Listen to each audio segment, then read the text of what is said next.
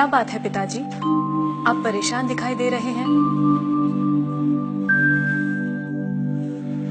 नया राजा बावला है। क्यों? कहता है ईश्वर कहाँ है, प्रमाण दो। वह किसे देख रहा है, कहां देख रहा है, इस समय क्या कर रहा है। और नास्तिक है बेटा,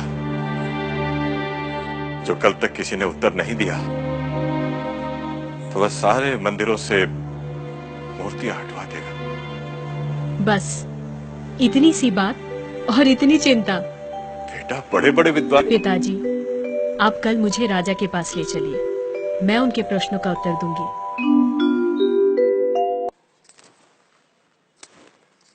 राजन, मैं प्रमाण देने के लिए तैयार हूँ, पर उससे पहले मैं कुछ चाहती हूँ। क्या चाहिए? थोड़ा दूध।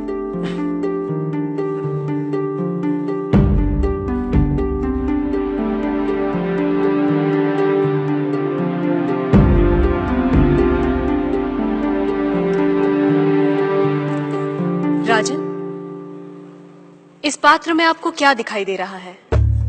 दूध? क्या दूध के अलावा कुछ और दिखाई दे रहा है? नहीं।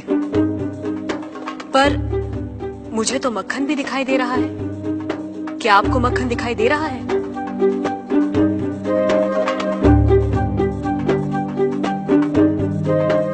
नहीं। पर राजन, क्या इसमें मक्खन नहीं है?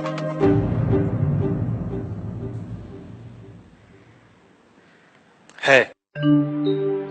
जैसे दूध के कण कण में मक्खन है, मक्खन के कण कण में घी है, वैसे ही ईश्वर सृष्टि के कण कण में भिन्न भिन्न रूपों में है, जो है पर दिखाई नहीं देता। जैसे दूध से मक्खन पाने के लिए उसे मथना जरूरी है, उसी तरह वेदांत के श्रवण, वेदांत का मनन और उसके निहितार्थ पर निरंतर ध्यान के द्वारा ही ईश्वर का अनुभव किया जा सकता है। राजन, क्या आपके पहले प्रश्न का उत्तर आपको मिल गया? मैं मान लेता हूं, पर वो किसे देख रहा है, किस ओर देख रहा है? क्या मुझे एक जलती हुई मोमबत्ती मिल सकती है? राजन, ये रहा आपके दूसरे प्रश्न का उत्तर। प्रकाश की ये लौ कहां देख रही है, किसे देख रही है? ये सभी को देख रही है। सभी और देख रही है। राजन, जिस तरह इस मोमबत्ती का प्रकाश चारों ओर फैला हुआ है, उसी तरह ईश्वर की चेतना चारों ओर फैली हुई है, और उसी चेतना के कारण हम चलते हैं, बोलते हैं और सुनते हैं। जैसे ये प्रकाश सभी ओर देख रहा है, वैसे ही ईश्वर सभी ओर देख रहा है।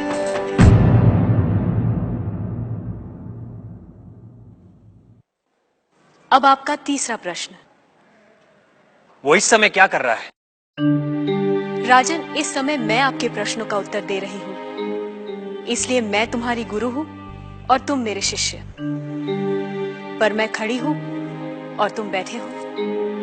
यदि अपने प्रश्न का उत्तर चाहते हो तो तुम्हें मुझे अपना आसन देना होगा।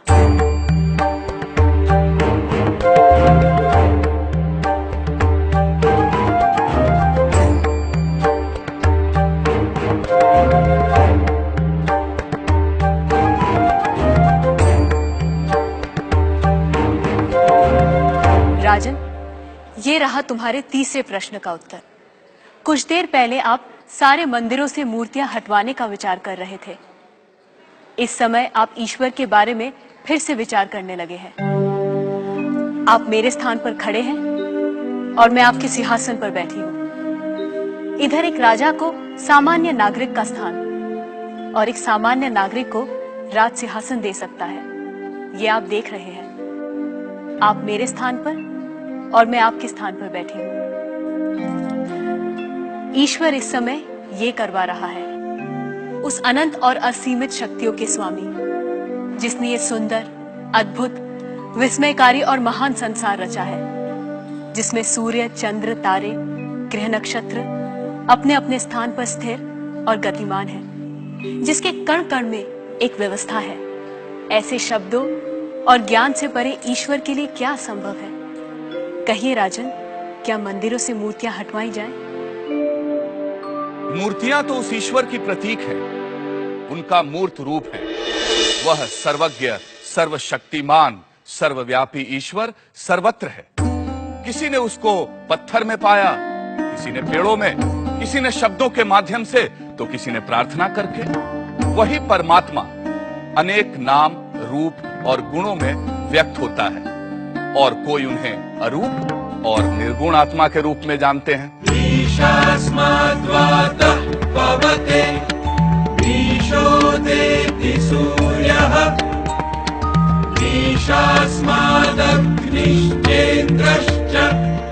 मृत्युर्धावति पंचमइति। उसके भय से हवा बहती है, उसके भय से सूरज निकलता है, उसके ही भय से अग्नि प्रज्वलित होती है। इंद्र जो स्वर्ग के देवता हैं और यम जो नर्क के देवता हैं, अपने कर्तव्य